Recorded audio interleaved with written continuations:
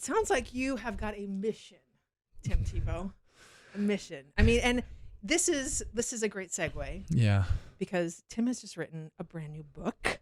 I have it right here in my hands. I love the smell of books. I love holding them. Actually, I do too. I'm gonna geek. I do too. Did anybody else, like we did that as kids, right? We And like in the fresh, library. Yeah. Yes. Whoever did your ink work. That's fantastic. Mission Possible is the brand new book right here. Tim Tebow, tell us about this, because anybody in this room right now, they can feel the energy of your mission. So who is the person that you wrote this for? That, like, who are they and why would they pick up this book? Whoever is listening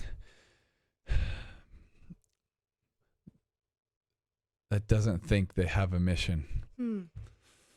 You know, I titled it Mission Possible. Mission, when you know you have a mission, you know you have purpose. And then when you know that it's possible, you have encouragement. Yeah. And when you're encouraged, then you can have more endurance and more stamina. But before you can fulfill your mission, you have to know that you have a mission. Yeah. And I want people to know that they do have a mission. They might listen to us talk and they think, well, you know you have a mission. And I want to tell that person right now, no, you have a mission. You have a mission. God has created you in love, by love, and for love. And he has amazing plan, purpose, and mission for your life. Yeah. Mission means a job or a task someone has been given to do. And actually, in the origin of the word, it actually means to send. And I believe every single person has been sent here, not just by happenstance and not just to suck air, but because they have a mission, because they have a purpose. And as long as someone has breath, they have purpose. And I believe they have a mission. And so I want to encourage everybody that they have a mission. And then you say, well, how do I know what my mission is? And people ask me that all the time. How do I know what my mission? Or some people say purpose. Some people say calling. And I'll say, honestly, I don't really know exactly. I think in the macro, we all have the same mission. And that's to love the Lord our God with our heart, soul, mind, and strength, and love our neighbor as ourselves. But then I think in the micro, we all have different missions, and I don't know exactly what yours is, but I would probably say, have your eyes ever been open to a need, to a problem, to a hurting person, to a church, to a nonprofit, to some cool organization? And has your heart ever been pricked to want to go do something, to want to be a part, to want to help, to want to be able to give back, to want to be able to support, to want to be able to love? If so, that's probably God saying, hey, I want you to step in. I want you to fill that need. I want you to cover that gap. I want you to be a part of this. And you know, we might not always know the end destination. We might not always know where the end of the road or how all the twists and turns, but I don't think we're asked to know. I think we're asked to go. I think we're asked to be willing to step in, to step up, to just meet that need that's in front of us that God has showed us. Because if he's opened your eyes and he's pricked your heart, I believe there's probably a good reason he's doing that, so that you go meet it. Yeah. So that you step up, so that you love that person, so that you give, so that you're generous, so that you're willing to be a part of whatever that problem, that solution, that moment, that meaningful. I think that's such an important thing that you said, is that what has pricked your heart? Yes. Sometimes I think as believers, we have this assumption that, like, and growing up, I would hear this like, oh, God's going to send me to Africa, like I don't want to go, live in huts or something like that. And for me, I always desired to be in Africa, but I think that mentality that there's this punishment, like following God or being on mission, is like the worst. And, yes. And I think exactly what you just said, that the things that bring us life, yes, the things that God has created in you, yes, that is the mission that God is connecting to say, who I've created you to be. Now get out there and connect that with the people in need. It's something where we talk about in the book. It's not that you have to give up everything. It's actually, maybe God might ask you to give up everything, but you're actually getting everything. There's a difference. When you say yes to God's purpose, to his plan, to his calling for your life, it's not about what you give up. It's about what you get in the process. And what I get is meaning and fulfillment and purpose and significance. It's not necessarily what I have to give. And maybe there are some things that I do need to give, but it's his anyways. Yeah. But there are all these things that are so much more precious than jewels or money will ever be. It's so much more precious than fame or praise or platform will ever be. Yeah. And that's what we need to understand in the church. And there were times I felt the same way, because I grew up on the mission field, and I've been in a lot of different countries around the world. And there are times when you think, man, I don't know if I want to give this. But then what I was able to do is I was able to see so many heroes of the faith in what they had, even when it wasn't material. Oh. What they had was a peace that surpassed all understanding. What they had was a comfort, not because of a love seat or because of a couch or because of TV. It was rich. because they knew what they were doing, what they were called to do. And there was this comfort in this peace. And honestly, some of the greatest testimonies I've ever seen were my parents in front of me, where I just thought, how in the world can they do that? And I got to see it every day. So I got to see how real and authentic in the highs and the lows and all of those moments. And I just thought, I don't think I could actually do that.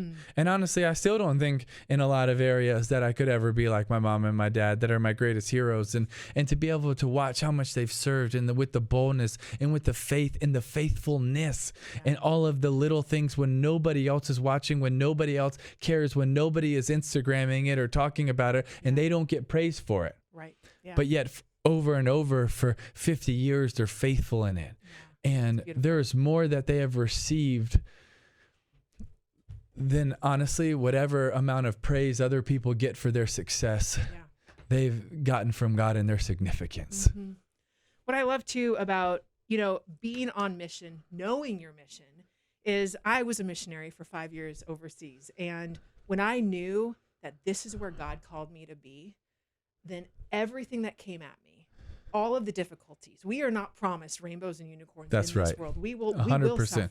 Actually, it's actually a guarantee. Right. But when you know the mission, when I knew without a doubt, this is where God wants me to be, then it brought purpose to that I'm like, then God must have a purpose for me walking through this. And it gave me a clarity. And so that's what I'm so excited for people to connect as they're reading this book and reminded, what's that thing that sparks me? That's who God has created me to be. That's right. And get out there with the clarity. And you provide a lot of tools too with this book. It's the book, but then also, Vanna, we have got a goals guide. Talk to me real quick about this. Honestly, we're walking together for 40 days of super practical information about writing mission statements, writing non-negotiables, thinking through it. I think what's important is not just that we talk about the principles, 30,000 foot view, but we talk about the practical every moment of getting up and actually doing it. That's incredible. And this isn't just for business executives to have a mission statement. This is for, are you breathing? Yes. You're breathing. You need a mission. No, but that's so important. What you just said is yes.